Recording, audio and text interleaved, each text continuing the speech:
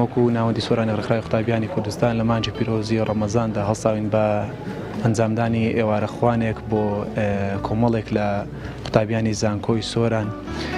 ئامانجمان لەم ئیفتار سائیمە لەم ئێوارەخوانە ئەوەیە کە ئەوەی کە خوا پێداوان و خێرخوازان بە ئێمەیان گەیاندووە ئێمەش لە ڕێگەی ئەم ئێوارەخوانە داوەتی ئەم پەڕێزانەمان پێ کردووە.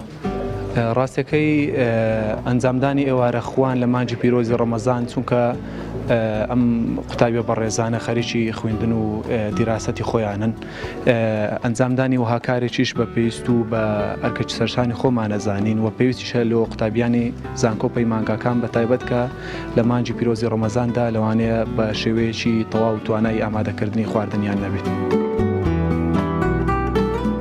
بەبوونەی هاتنی مانجی ڕەمەزانەوە ڕێکخراوی قوتابیانی کوردستان هەسا بە ئامادەکردنی خوانێکی بەربانگ بۆ قوتابیانی بە شەناخۆیەکان لە زانکۆی سۆران سپاس و دەستخۆشیمان هەیە بۆیان، هیوادارم بەردەوام بن و سپاسیانەکەین.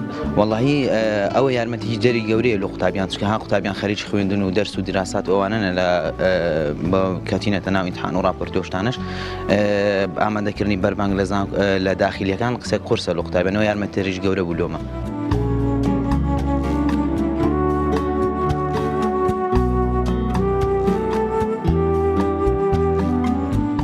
دەستخۆش لە ڕێکخراوی قوتابیانی کوردستانەکەین لقی سۆران بۆ ڕێخستنی ئەو ئێوارەخوانە بۆ قوتابیانی بە شەناوخۆیی هیواداری نمونەیان زۆر بێت دەستخۆشان لێکەین. خی گەورە پاداشتان بداتەوە.